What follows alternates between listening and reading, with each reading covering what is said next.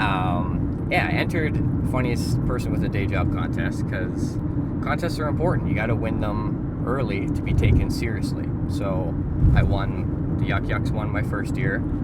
Second year, knew it was important to back it up with some hardware, and I did. And that gets you paid work. And here I am right now on my way for paid work at a beautiful club, the Comic Strip. The headliners say it's like the best club of all time. But here's the thing. I win this competition, Funniest Person with a Day Job. I come home the next day back to Calgary, and I get fired. Okay, so I win Funniest Person with a Day Job, and then 12 hours later, I lose my day job. So it kind of thrusted me into doing this full time, I guess. And here's my reward. I get to go to Edmonton, play a week at the Comic Strip, but I also get to play a week as a homeless man because they don't set you up with any digs, no hotel, no condo. I got to stay with another comedian. Quite the prize, quite the prize. Hey, congratulations, come to Edmonton and be homeless for a week. And then at 8 p.m. each night, come be funny. I don't know, it seems like the life for me. It definitely seems like the life for me. Soon I'll be getting hotels, though. That's the goal. That's definitely the goal. But yeah, and I didn't even know as like a Calgarian, like, people say like, okay, Edmonton's Funniest Person with a Day Job is Edmonton's Funniest Person with a Day Job, so why would a Calgarian be in the contest? But I'm only doing it because I saw Sterling Scott enter one of our contests last year in Calgary, and he's from Edmonton, so I figured, yeah, why not? And no one else from Calgary went up, and there was guys from Calgary that are better than me that could have won, so it was a good career move for sure. Not a lot of people even thought about doing it. Well, no one did. Out of 50 comedians in Calgary, none of them went up except me. So you gotta just pick your punches, make the right move, I guess. I don't know what I'm talking about. I always knew I wanted to talk for a living, do something, because I've always just been a talker, so I figured, I thought about being an actor, I did drama and stuff like that, but then I kind of, my logic was like, no, that's not a realistic goal. Go into radio. There's tons of people that get paid to talk. I'll do that. Did that for 4 years and never made it.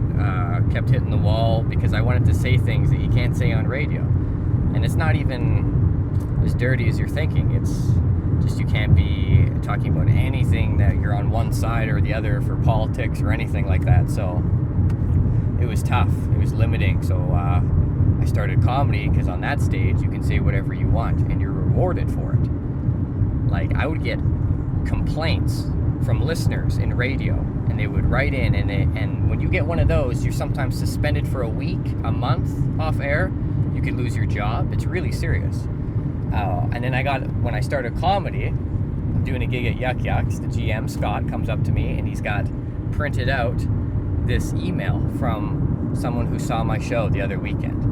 And for 3 paragraphs, she went on to say he made light of domestic dispute, he was racial, blah, blah, blah, all this. I know he doesn't represent your brand as a whole, but I suggest never having this comedian on your stage again. And I'm thinking, oh my God, here we go again. My mouth got me in trouble.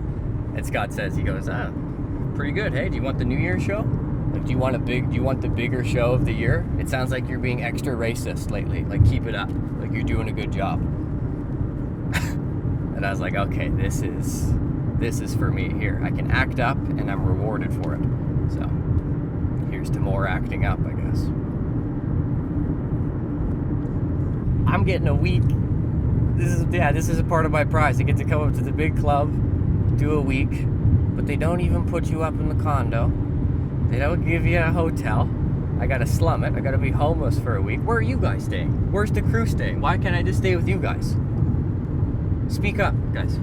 Say something. We're staying. I got a guy back here. You can't see him. He's under a blanket, like I'm sneaking him into a drive-in movie. Answer. We're staying three guys per room at the Fantasyland Hotel. Fantasyland Hotel you're getting? You're getting the Fantasyland Hotel? I have to stay on Alex Fortin's futon. There's Q-tips. He throws his dirty Q-tips on the ground beside his futon. And you get the Fantasyland Hotel.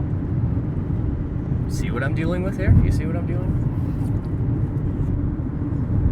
Yeah, I don't know. I get my confidence in in chunks a little bit more and more as I go.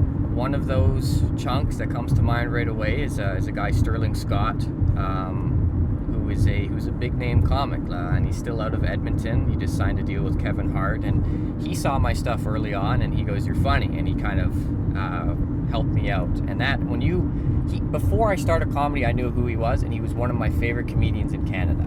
And now all of a sudden I'm alongside him, and he's like, "Yeah, you, let's go." So that gives you a lot of confidence that you're like, okay, shit, man, maybe I am for real. So it comes in chunks like that. As for goals, one step at a time, one day at a time. I don't even think about moving to another city yet. I guess my short-term goal is become a somebody here before I go somewhere else. So at least when I'm in LA, Toronto, Vancouver, whatever it is, I'm established. I'm a headliner. I'm not starting from the bottom, I guess. Do that here. Yeah, Angelo, haven't worked with him before. Looking forward to. Obviously, everyone's got a different style. It's good to see new stuff. He's, I guess, Russell Peters' main opener, so he's doing something right, obviously, so that'll be good. I'm not one of these guys who does much networking with the headliner, though. I'm not like asking what shows they can get me on in the States or LA or wherever they live, so that's not my style. It does happen, though. I do see it. Knowing Rick now, winning that competition, getting, I guess, on his radar is big, because it's my goal to work in clubs. I don't care about these underground bar shows and stuff. People say, oh, you got to do all the shows, it makes you a better comic, but I want to be a better comic that gets paid, right? The ones that get paid are at the clubs doing the road gigs and stuff like that. So this fits right in, right away. Here I am on my way for a whole week of paid work. It's all about filling the calendar up as much as you can, because now this is it. I don't have a job, like I said. Lost the day job. So we gotta eat now. We gotta eat.